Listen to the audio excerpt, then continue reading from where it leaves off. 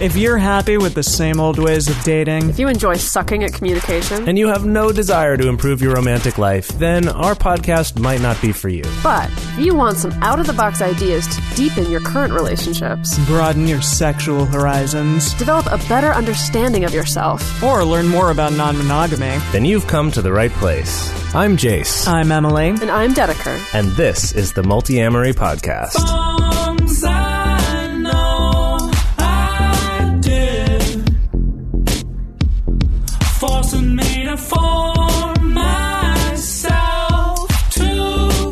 On this episode of the Multiamory podcast, we're talking about supporting your partner through a breakup.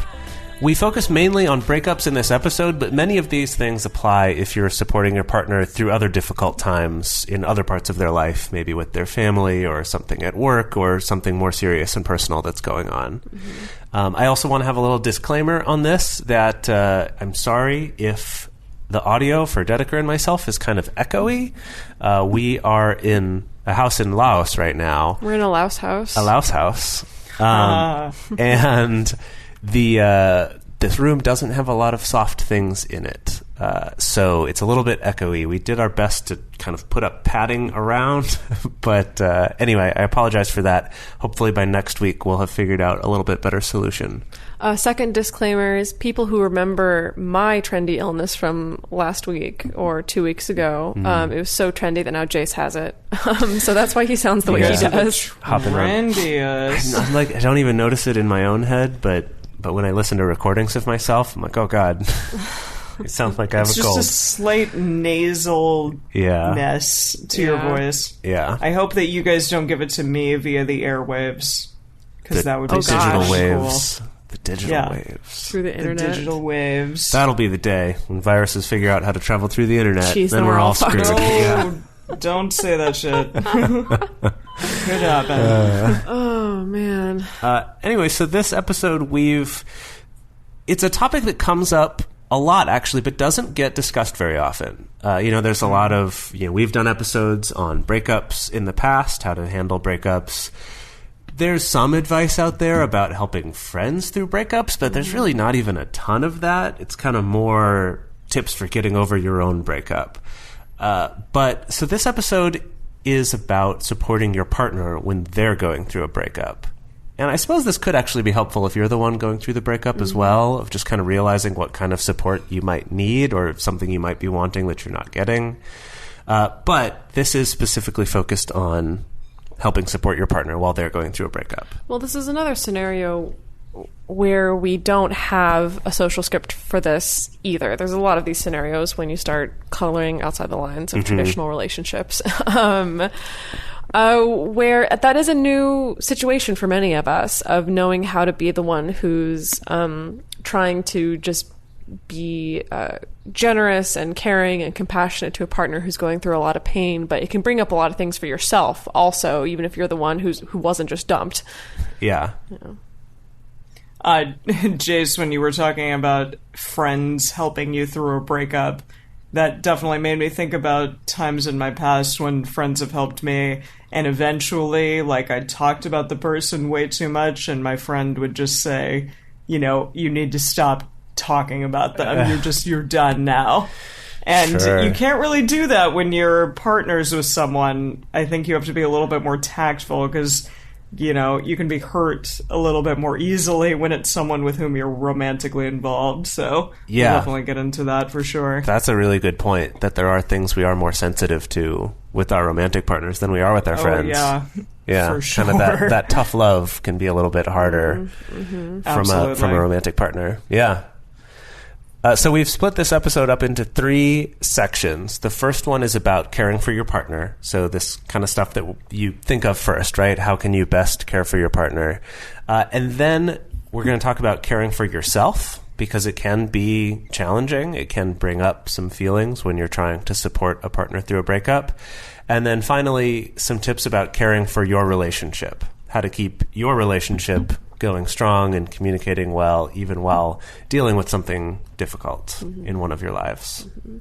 Yeah, so all three of us have, in some capacity, had to support the other person going through a breakup with another partner. So we've done that, between the three of us. We've done that with other partners, outside partners as well. And we were talking about this ahead of the episode, and I know that what's been really surprising for me whenever I go through a breakup is, people always talk about how regardless, usually it's kind of a mourning period, right? Or a grieving period. Even if you were the person who initiated the breakup, that often there can still be this period where you're grieving the loss of this relationship, the loss of this connection, the loss of this person in your life. And I feel like, at least in, pop culture psychology, we're pretty familiar with the 5 stages of grief. Which are, name them with me. Denial? Denial, yep. Yeah, denial. Bargaining. Anger. There's anger. The depression. Depression. Acceptance. And then and acceptance. acceptance. Well, okay, that's not the order that they're normally put in. What is the order? Well, this is the thing, though. The order actually doesn't matter because they found that people don't actually really go through it in this nice, neat little stage. It's not like it's, first it's going to be depression, then denial, and then, that it is just like 1, 2, 3, 4, 5, so easy, that often people hop between all 5. Right. At different intervals. You may accept something. What? After a while. Yes. You may accept something after a while and then go back to being angry or depressed about it. You may wake up one day and feel like, I'm totally over this person and I feel good, I feel great, and I totally have acceptance. And then 2 days later, something triggers you that reminds you of something that you miss, or something triggers you that reminds you of something that you're really pissed about still about that relationship. And then you're kind of back in that same emotional state again. So I think that's something that's very important to be cognizant of, is that your partner may go through some very, very different emotional states as they're processing this relationship. And they may be angry one day, they may be bargaining the next day, as in bargaining, maybe trying to get the relationship back, or trying to think about ways that they can change themselves to get things back. Then may slide into depression the next day. It can go through all 5 at kind of random order. Yeah, definitely. I think the bargaining can also kind of look like trying to justify why they needed to break up, or trying to, if they were the one broken up with, trying to kind of rationalize and justify why their partner broke up with them, why it is or isn't their fault, right? These sorts of things. It's kind of trying to rationalize something that you can't really just rationally explain away. Yeah. Well, and it can become kind of all-consuming for a while. If your emotional state is dealing with all of those different things at once, I guess it can kind of become all-consuming for not only the person who's going through it, but then the partner who's potentially having to deal with it in addition. Yeah. And that can definitely become really difficult. Yeah. So I know. Sorry, go ahead, Em.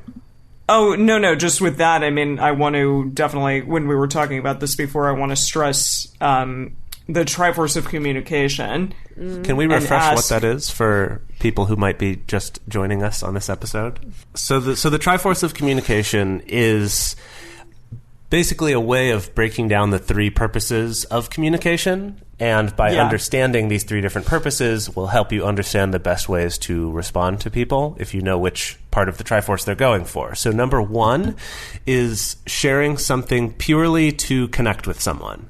So this is just telling a random story about your day, whatever it is, and the sharing response... details about yourself. Right. Yeah, about, this is what I used to do in the summers as a kid, or, right, any kind of just casual sharing to build intimacy is the purpose.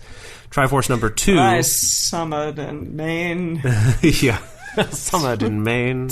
My cabin. What? I don't know. Yeah. That's what it sounded like he was saying. Summering is a weird thing to say, yeah. Yeah, it is. You're not that posh. I'm not that posh, no. So Triforce number 2 is when you're specifically looking for either praise or support. Acknowledgement, empathy? encouragement. Yeah. Acknowledgement, empathy. Yeah. But what's important is that you're not looking for suggestions or advice. You just want support or acknowledgement or praise of like, wow, that's amazing that you did that thing. And then number 3 is when you are looking for advice or to solve a problem or to figure something out and you want help with that. So I knew them all. I just didn't like skipped the number communication one was the blurry one. Right. I I knew about the empathy and I knew about the asking for something. Yeah. But the communication also occurs. Well, Okay. so the reason why this is so important is if your partner is sharing something with you, maybe about the breakup or about a fight they had with this particular partner or whatever, maybe they're sharing like, oh, and she said this to me and then she said that to me and she wants me to do this. And if you rush in, well, you should do that. You should say this to her and you should do this. When maybe your partner was just looking for, again, some empathy, you saying, wow, that really sucks. Wow, that sounds really difficult. I'm sorry you're going through that. Or vice versa, if your partner's coming to you expecting some kind of concrete advice from you and all you give them is like, wow, that really sucks, then they're going to be disappointed. And so obviously it's great if your partner knows about the Triforce of communication or something akin to it so they can ask specifically. It's something that I use a lot in my relationships where I'm like, oh, I'm going for Triforce number 2 right now, or no, I'm going for number 3 right now. Or you can also ask, even if your partner isn't aware of this. You can very purely ask, are you looking for support right now, or do you want my advice? And that can be just a really simple way to be able to give to your partner what it is that they need, ideally without, pissing them off and making assumptions about what it is that they're needing from you. No, I mean, this is an assumption, but I've found a lot of times in my relationships with male-bodied people that they go straight to Triforce number 3 and say, like, I need to fix this. So, especially in this sense of, like, well, I'm upset about breaking up with a partner, that they're like, well, you need to do X, Y, and Z. Right. And maybe that's a big assumption to say that it's men who do that. That's like the common stereotype is that men are socialized to be the fixers and women are socialized to be doing the emotional labor and the support. The empathy, and often it does happen. I found myself personally, I'm often the opposite of that. Like I usually am the one who goes straight to what can I do, or this is what I think you should do. This is how I'm going to fix it. That's why I'm a coach. Right. So for Dedeker and I, it's the opposite of that. That more often she's, if I'm expressing something that I'm upset about, she's like, okay, what can I do to fix this? Like, tell me what you need right now. And I'm like, I don't know. That's not the point of this. I just want support. I want caring. I want acknowledgement. I want to be told, oh, that makes sense. You're right. That I think that part of understanding the Triforce of communication can also be identifying what it is that comes more naturally to you, whether it is giving advice or giving support, and maybe learning a little bit about, or just watching how other people give the other one that doesn't come as naturally to you, to kind of see, oh, okay, these are some ways that I can give that and develop actual skills, I think. It could be a way to look at it. We like to be pragmatic about our communication techniques here on Multiamory. So actually using it as a way to identify where you could learn more skills and get better. Yeah. I think Jase and I, you and I are pretty empathetic / emotional. Yeah, I think Dedekers. we're both a little more Triforce 2 types. Yeah. Nothing got done. No, I'm kidding. Right. Nothing got solved. Yeah. No, that's not totally true. Yeah. So, yes? Yeah, well, I just want to move us on to the next one here. Yeah. So this one actually comes from some techniques for supporting a person who has been through something like abuse or sexual assault or something like that, which might seem at first to be much, much more serious than just the breakups that we're talking about on this episode, although who knows, those things could have been involved in this breakup. Yeah. But what this is realizing that you don't need the whole story in order to be supportive. And this one, especially for some people, is really hard to let go of this need to know everything that happened and know all the details of what went down. And I think that we somehow think it will help us support better if we know the whole story and we know what it is. But unfortunately, there's two big problems with this. One is just that you are then not providing a refuge or an escape, and instead are kind of forcing this person asking them to relive it. Right, they're having to relive it more. And if you also then multiply this by all of the people in their lives trying to support them, they might be having to relive this a ton during a time when they would like to just be getting support and getting a little escape while they're processing it, and they might not be ready to talk about all of it, and they may never be, and that's okay too. And then the other part is that often when someone is asked to recount something, and I think this one really does apply to breakups, is you start to feel like, oh, I need to spin this a little bit to justify why I broke up with someone, or to spin this in a way so that I don't look like the bad guy if I was the one who was broken up with. And again, it's not providing a space where you're getting the emotional support that you want. That is just that Triforce number 2 unconditional, gosh, I support you. That sounds really hard. No matter what happened, I'm here for you. That sounds really difficult. So anyway, in both of those ways, that this not needing to really pry for the whole story or get into all those details unless that is what someone wants to share.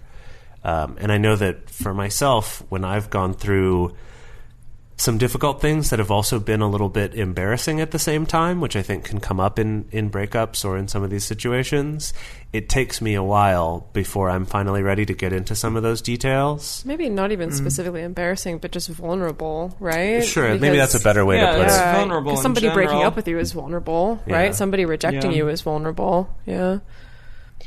So sometimes something that can happen when you're when a partner is feeling the loss of another partner is that you can kind of get a reverse sense of jealousy.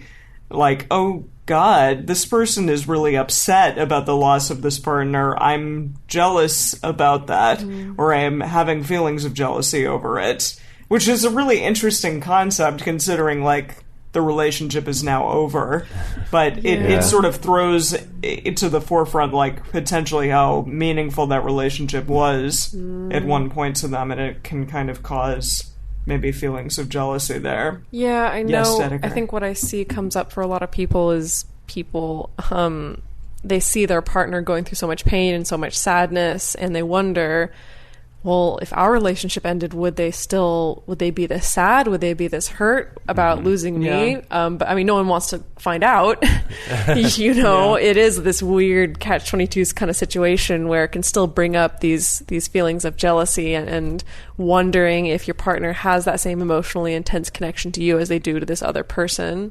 Yeah. Mm-hmm. Yeah, it can. And it's hard because, again, it's at a time when you don't want to be bringing up your insecurities when you're there supporting them. Yeah.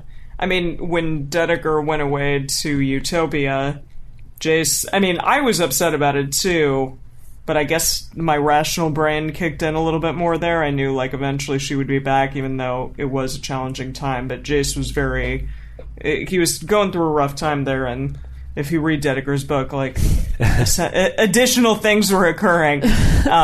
But yeah, I mean, it was a really difficult time for me, I think, too, because I was seeing Jase be so upset by the loss of this person in his life, and it caused me to be like, well, am I actually that important to him? Or, et cetera, et cetera. So yeah, and it was something we did eventually talk about, but of course.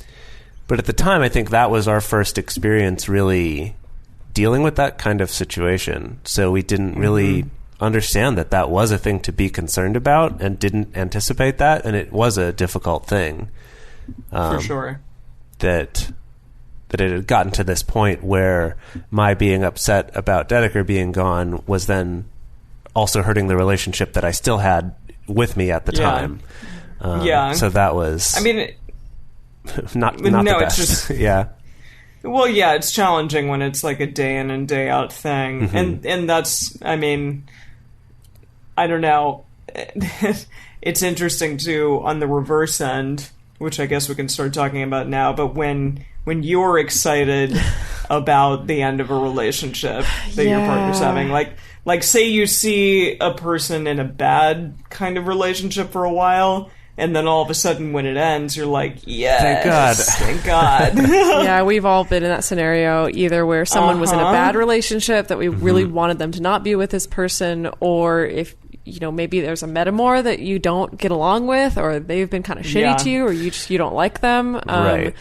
And so all of the above. Yes, just all of the above. We've all personally experienced that. Yep. That can be hard when your partner breaks up with somebody or that relationship ends and you personally are like, oh, thank God, finally, right. Been waiting for this one for a long time. But that person is still upset. Yeah. How do you still be supportive when you're like throwing a party on the inside? Yeah. Basically. Or with your other metamors. Yeah. Right. Maybe there's a bunch of you that are all excited about this finally being over. Yeah. So I found that for this, creating kind of a mental separation between your feelings about it and acknowledging that your partner may have different feelings about it.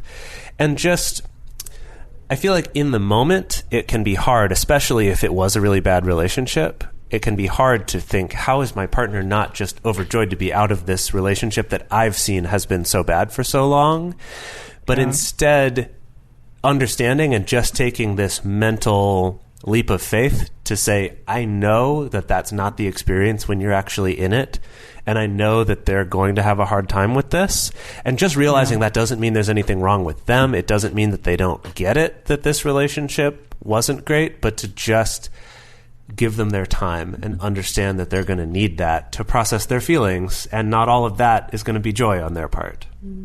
Yeah, for sure. I just wanted to add something to this, is that, and I think I see this happening a lot, particularly with people who are just friends wanting to support another friend through a breakup, that it can be very easy to try to be supportive by vilifying the ex, essentially. Interesting. And this is almost like the other side of this. Yeah, and that's something that we go into very often where, Emily and Jase, like, didn't you guys kind of experience that? Or after you guys broke up, even though you guys were still friends and still had a relatively good relationship, that your separate friend circles would try to kind of disparage the other person? I feel like I remember you guys talking to me about that.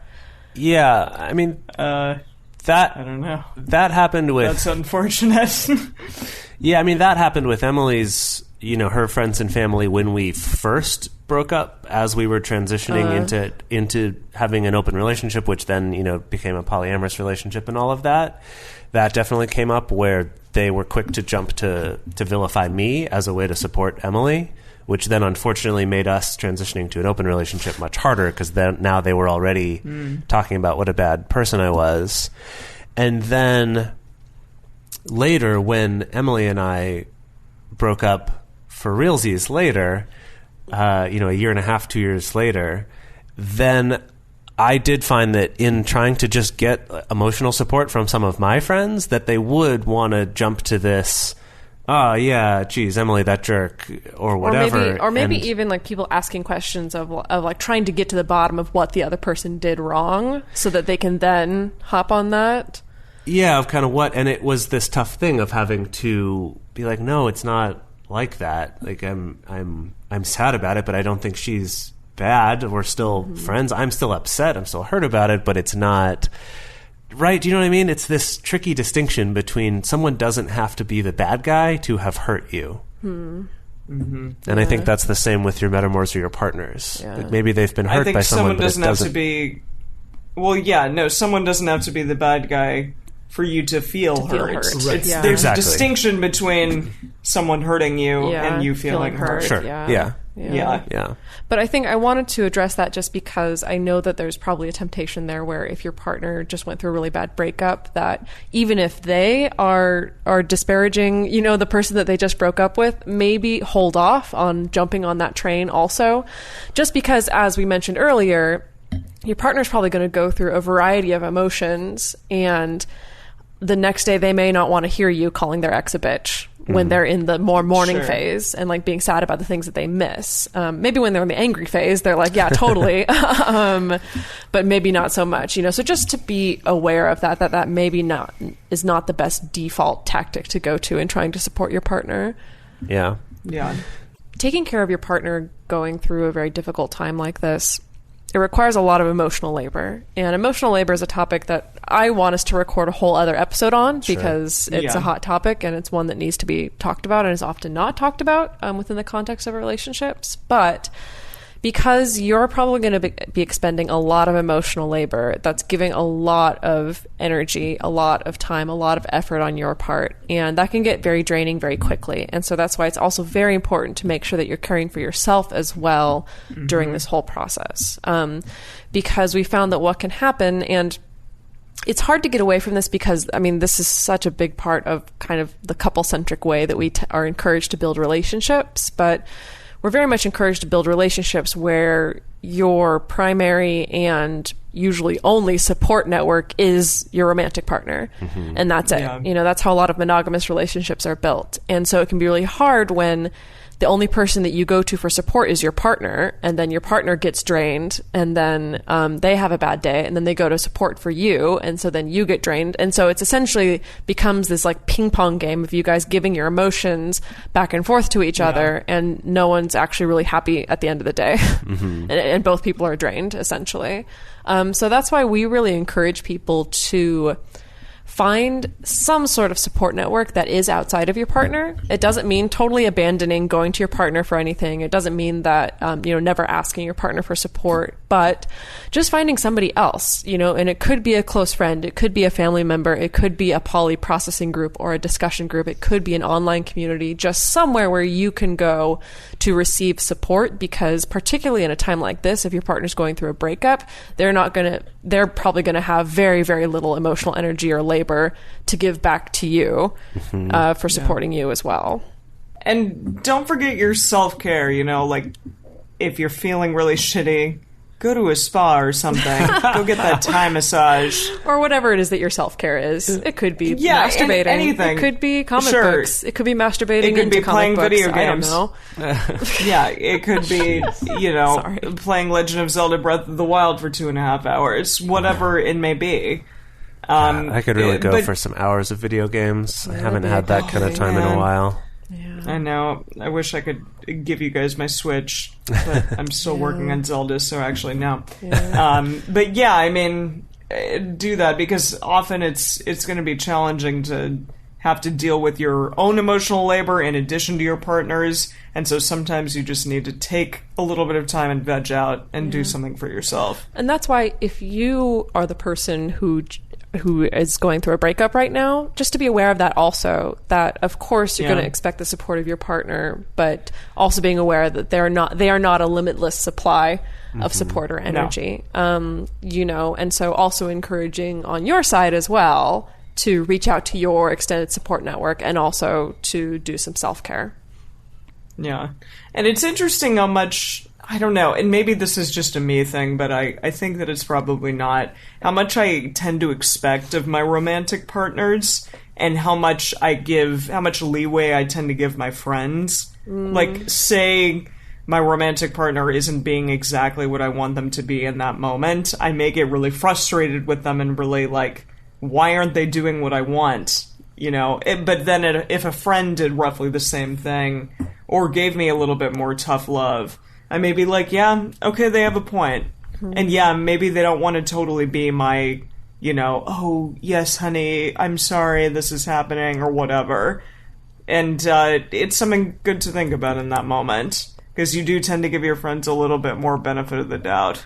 On that subject, what Emily's saying about taking time for yourself to, do whatever it is that helps you feel a little bit better, that by structuring that into the way that you're supporting your partner can also be really helpful, so they don't feel like, you don't get to the point where you're just so frustrated you have to abandon them to go off and do something to take care of yourself, but instead to anticipate this for yourself, which is why it's important to think about these things now when you might not be right in the middle of this situation.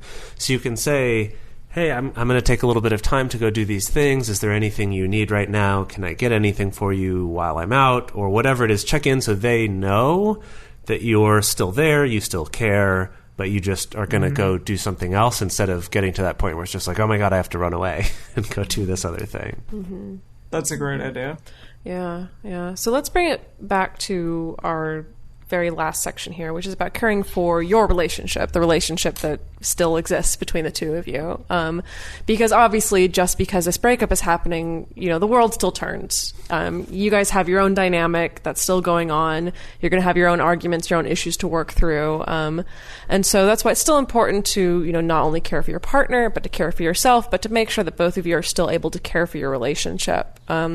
So we really like encouraging things like having some kind of established regular check-in space or meeting or conversation, like our Scrum. If you go listen to our episode on incorporating Agile Scrum into your relationships, we really encourage that. Just somewhere where you've already established the time and space to be talking about your relationship anyway, so that you don't have to feel like the asshole where your partner's crying over a breakup and you're like, well, actually, we still need to talk about that argument that we had last week. Right. But that there's this agreed upon time and space where you're going to check in about the state of the union, as it were, to be able to cover these things. Right. And we generally advise this as a monthly check-in. So it also helps that if in a few weeks we have our monthly check-in going, and right now is a time where I really just need to be here supporting my partner, it can also be helpful to know you have that coming up. So if you do kind of put off bringing something up because you're trying to support them, that okay, well, in a couple weeks or this weekend, I will have a time when I'll get to talk about that. Maybe write it down so you don't forget. That is also really helpful in terms of just managing and making sure you're taking care of your needs and that you are discussing the things you need to discuss without having to do it right then when it is a time you need to be supporting somebody else. Yeah. And it doesn't need to be like an accusatory thing. I think it's more just like, hey, right. I was having a challenging point, during that as well. And again, that's what's helpful about that monthly check-in, is it gives it a space to talk about it. Safe space. Yeah, in a safe way that's more rational, and it's not just right while I'm upset, you're making me upset. Yeah. And then I think another thing to keep in mind is make sure that you're nurturing your relationship and that you're taking part in positive reconnecting activities that are outside of just caretaking. Because what it reminds me of, Esther Perel, I don't know if you guys are familiar with Esther Perel. She's a sociologist. She wrote Mating in Captivity. She did a really interesting TED Talk on... Right, I think I've seen her TED Talk. On connectivity and on desire in long-term relationships. And she talks about the fact that as relationships go on over time, there tend to be these clear, caregiver roles that come out. But the thing is that, when we slip into caregiver roles, it's more of a parental role, and that tends to kill our sex drive more and, our attraction for that particular person when you're, usually when you're in the caregiver role, but also in the care receiving role as well, because it brings up those, parent-child things that got ingrained in us so early on. And so that's why it's important to make sure that you're taking part in activities and taking part in dynamics that are outside of just that caretaker role, to still nurture the relationship outside of just that dynamic. That's great. And this could even, depending on the circumstance, could even be designating a time where we're going to go out on a date, or we're going to do some activity we like, or maybe try some new activity where we're not going to talk about this person. This depends on your circumstance. Maybe that's not appropriate yet. Yeah, but maybe when your partner's ready for that. Right. Yeah. Make sure you both agree to this. I think when, I'm pretty sure when Dedeker was out in Utopia, Jase, you and I had a couple days where we were like, okay, we're not going to talk about how upset we are that Dedeker's gone. We're just going to, do our own thing. And it was really helpful at the time. Definitely. It was, Yeah. And sometimes we'd have to still stop ourselves. I know. We're nope. Nope. Can't talk about it. Yeah. Yep. Exactly. So. Well, breakups suck.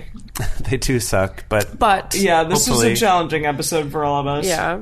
But if you do have a good support network around you, that's not just partners, but also friends, could be family members, can help make them a little bit less sucky. Yeah, or at least help get the support that you need to grow from them and move on from them, and hopefully end up in a better place than you were beforehand. Yeah. Is there a way we can end this on a happy note at all? Because I just feel depleted and sad. This is a bit of a you guys episode. Rock. Aw. But you guys rock. Even if there's a breakup, it's gonna be okay.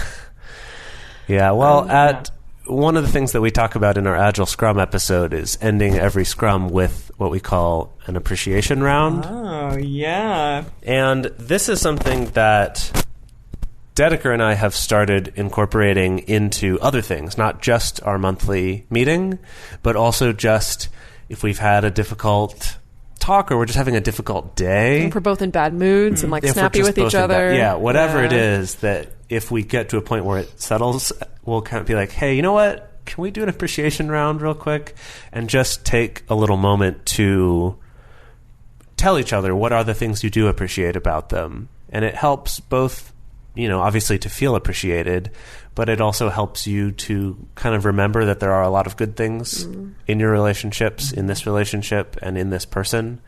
There are a lot of good things going on too, and not, the whole world isn't absorbed by this one shitty thing that you're going through. Mm-hmm.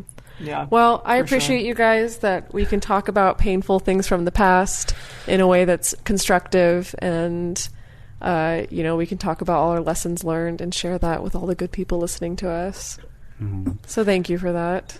I appreciate it. I appreciate the two of you for being willing to talk about challenging and hard things in the past in the hopes that it helps other people. I think that's a very admirable trait. I appreciate that we've stuck by each other through those hard times, and that it's made us stronger, better people, and I think stronger, better friends. That's cool too. Well, and See, I now also we feel so much better. Good. And we appreciate you, the listeners, for listening to today's episode. If any of you would like to have your question or your comment played on the show, you can call 678 MULTI05. That's our special call-in number. You can also email us at info@multiamory.com, or you can send us a message on Twitter, on Facebook, or on Instagram. If you want to support our show and join our private Facebook community or take part in our monthly video discussion groups, you can go to patreon.com/multiamory. Multiamory is created and produced by Jase Lindgren, Emily Matlack, and me, Dedeker Winston. Our episodes are edited by Mauricio. Our social media wizard is Will McMillan. Our theme song is Forms I Know I Did by Josh and Anand from the Fractal Cave EP.